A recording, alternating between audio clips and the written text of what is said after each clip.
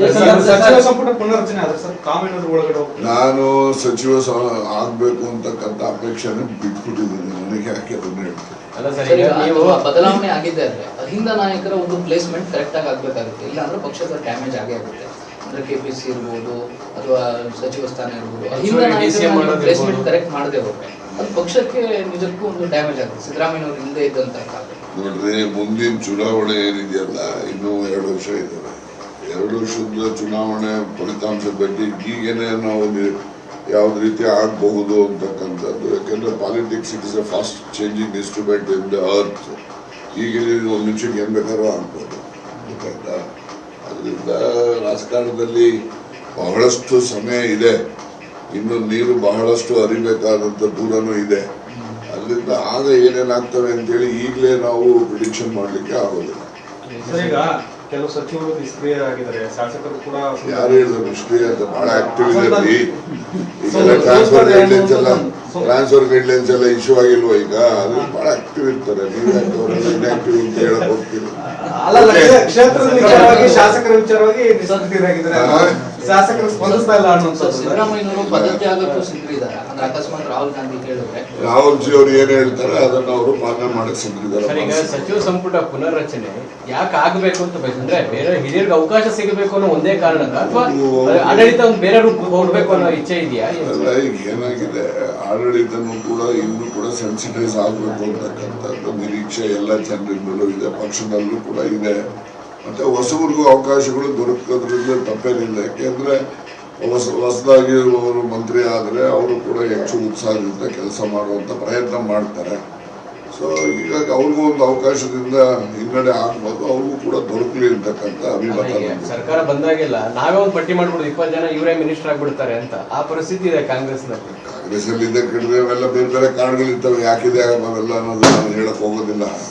ಅವೆಲ್ಲ ಪರಿಸ್ಥಿತಿಗಳು ಯಾಕೆ ಆ ತರ ಅದು ಯಾಕೆ ಬರ್ತದೆ ಅಂತಕ್ಕಂಥದ್ದು ಅದು ಎಲ್ಲರಿಗೂ ಗೊತ್ತಿರೋ ಅಂತದ್ದು. ಅವೆಲ್ಲ ಬಹಳಷ್ಟು ಹೇಳಕ್ ಆಗೋದಿಲ್ಲ. ಈಗ ಸುಮ್ಮನೆ ಅವೆಲ್ಲ ಆಲ್ಟರ್ನೇಟಿವ್ ಆಗಿ ಅಹಿಂದ ನಾಯಕರೇ ಆ ಸ್ಥಾನನ ತುಂಬಬೇಕು ಅಂತ ಹೇಳ್ತಾರೆ. ನಾನು ಏನೇ ಅಭಿಪ್ರಾಯ ಇದ್ರು ಕೂಡ ಏನೆಲ್ಲ ಹೈಕಮಾಂಡ್ ಗಮನಕ್ಕೆ ತಂದಿದ್ದೀನಿ. ಅಂತಿಮವಾಗಿ ರಾಹುಲ್ ಜಿ ಅವರು ಹೇಳಿದ್ರಿ ಸರ್, ಸಿದ್ದರಾಮಯ್ಯ ನಂತರ ನಾವು ದಲಿತ ಮುಖ್ಯಮಂತ್ರಿ ಕ್ಲೈಮ್ ಮಾಡ್ತೀವಿ ಅಂತ ಬಹಿರಂಗವಾಗಿ ಹೇಳಿದ್ರಿ.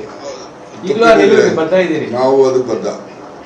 ದಲಿತ ಮುಖ್ಯಮಂತ್ರಿ ಆಗ್ಬೇಕು ಅಂತಕ್ಕಂಥ ನನ್ ಬದ್ಧ.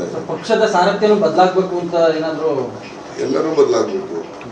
ಯಾವ ಮಂತ್ರಿಗಳು ಬದಲಾಗಬೇಕು ಅಂತ ಅಂದಾಗ ಪಕ್ಷದ ಸಾರಥ್ಯನೂ ಯಾಕೆ ಬದಲಾಗಬೇಕು? ಅದೆಲ್ಲನೂ ಅಂತಿಮವಾಗಿ ಹೈಕಮಾಂಡ್ ನಿರ್ಣಯ ಮಾಡ್ತಾರೆ. ಈ ಕಾರ್ಯಕರ್ತರಿಗೆ 3 ವರ್ಷ ಆಗ್ತದೆ ಅಂತ ಇನ್ನೂ ಒಂದು 1200 ಪೋಸ್ಟ್ಗಳು ಕೊಡದೆ ಕಾಂಗ್ರೆಸ್ ರಾಹುಲ್ ಗಾಂಧಿ ಬಂದು ಕಾರ್ಯಕರ್ತರೇ ನಮ್ಮ ಪಕ್ಷದ ಜೀವಾಳ ಅಂತ ಭಾಷಣ ಹೊಡಿತಾರೆ. ನಿಮ್ CM DCM ಕಿತ್ತಾಟದಿಂದಾಗಿ ಈ ಕಾರ್ಯಕರ್ತರಿಗೆ ಅವಕಾಶ ಕೊಡದೆ ಈ ತರ ನಿಕೃಷ್ಟವಾಗಿ ನಡೆಸ್ಕೊಳ್ಳೋ ಪದ್ಧತಿ ಯಾಕೆ ಇಟ್ಕೊಂಡಿದ್ದೀರಿ ಸರ್? ಯಾರನ್ನ ಕೇಳಬೇಕು, ಯಾರು ಇಟ್ಕೊಂಡಿದ್ದಾರೆ ನಿಷ್ಕ್ರಿಯ ಮಾಡ್ತಾರೋ ಅವ್ರನ್ನ ಕೇಳಬೇಕು. ನನಗೂ ಅದಕ್ಕೆ ಸಂಬಂಧ ಇಲ್ಲ. ಕೆಲ ಸಚಿವರು ಶಾಸಕರು ಸೋಲ್ತಾರೆ ಅನ್ನುವಂತ ಒಂದು ವರದಿಗಳಿದಾವೆ. ಈ ತರ ಆಡಳಿತ ಸೋಲು ಗೆಲುವು ಅದಿದ್ದದ್ರೆ ಈಗ ಹಿಂದೆ SM ಕೃಷ್ಣ ಅವರು ಚೀಫ್ ಮಿನಿಸ್ಟರ್, ಎಷ್ಟು ಜನ ಮಂತ್ರಿಗಳು ಸೋತಿದ್ರು, ಎಲ್ಲ ಸೋತೋದ್ರು. ಅವರು ಕೃಷ್ಣ ಅವರು ಕೂಡ ಸೋಲ್ತೀನಿ ಅಂತಾನೆ ಬಂದು ಇಲ್ಲಿ ಚಾಮರಾಜಪೇಟೆಯಲ್ಲಿ ನಿಂತರು. ಅವ್ರೊಬ್ಬರೇ ಗೆದ್ದಿದ್ದು, ಇನ್ನೆಲ್ಲ ಕ್ಯಾಬಿನೆಟ್ ಇಲ್ದವ್ರು ಎಲ್ಲ ಸೋತರು. ಹೌದಲ್ವಾ? ಸೊ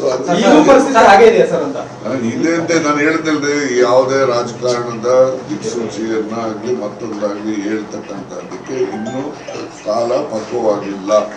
ಲಾಸ್ಟ್ ಒಂದು ಕ್ವಶನ್ ಸರ್, ಮೊನ್ನೆ ಸತೀಶ್ ಜಾರಕಿಹೊಳಿ ಅವರು ಮಾತಾಡಿದ್ರು, ನಮ್ದೇ ಸರ್ಕಾರ ಇದ್ರು ಕೂಡ ಅಹಿಂದ ವರ್ಗ ಕೊಟ್ಟಿರೋ ಭರವಸೆ ಈಡೇರಿಸಕ್ ಆಗ್ತಾ ಇಲ್ಲ, ಅಹಿಂದ ವರ್ಗದವರೇ ತೊಡಕಾಗ್ತಾ ಇದ್ದಾರೆ ಅಂತ ಹೇಳಿದ್ದಾರೆ. ನೋಡ್ರಿ, ಅಹಿಂದ ವರ್ಗಗಳು ಏನೆಲ್ಲ ನಾವು ನಿರೀಕ್ಷೆ ಮಾಡಿದ್ದು ಈ ಸರ್ಕಾರದಲ್ಲಿ ಅದು ನಮಗೆ ಫಲಪ್ರದ ಆಗಿಲ್ಲ ಅಂತಕ್ಕಂಥದ್ದು ಅಹಿಂದ ವರ್ಗಗಳ ಭಾವನೆ ಇದೆ. ಅದು ನಂದು ಕೂಡ ಯಾರು ಹಂಗಾರೆ ಖುಷಿಯಾಗಿದ್ದಾರೆ ಸರ್? ಅಲ್ಪಸಂಖ್ಯಾತರು ಬಂದು ಓಪನ್ ಆಗಿ ಹೇಳ್ತಾರೆ ಸರ್ಕಾರ ನಮಗೂ ಏನು ಆಗ್ಲಿಲ್ಲ ಅಂತ. ಒಂದು ಕೆಲಸ ಮಾಡಿ, ಇವತ್ತು ಪ್ರಚಾರ ಮಾಡಕ್ಕೆ 13-18 ಸಿದ್ದರಾಮಯ್ಯ, 23-28 ಸಿದ್ದರಾಮಯ್ಯ, ಅಥವಾ 23ರಿಂದ ಇಲ್ಲಿನವರೆಗೂ ಸಿದ್ದರಾಮಯ್ಯ, ಅಜಗಜಾಂತರ ವ್ಯತ್ಯಾಸ ಇದೆ. ಅದು ಜನ ಅದನ್ನ ಹೇಳ್ತಾರೆ ಅಷ್ಟೇ. ನಿರ್ಭೀತ, ನಿಷ್ಪಕ್ಷಪಾತ, ವಿಶ್ವಾಸಾರ್ಹ ಸುದ್ದಿಗಳಿಗೆ ಮತ್ತೊಂದು ಹೆಸರಾಗಿರುವ News18 ಕನ್ನಡ ಈಗ ಆಪ್ನಲ್ಲೂ ಲಭ್ಯವಿದೆ. ದಯವಿಟ್ಟು ಇಲ್ಲಿರುವ QR ಕೋಡ್ ಅನ್ನು ಸ್ಕ್ಯಾನ್ ಮಾಡಿಕೊಂಡು ಆಪ್ ಡೌನ್ಲೋಡ್ ಮಾಡೋದಕ್ಕೆ ಮರಿಬೇಡಿ. ನಿಮ್ಮ ಬೆಂಬಲ ಹೀಗೆ ಸದಾ ನಮ್ಮೊಂದಿಗಿರಲಿ. ಧನ್ಯವಾದ.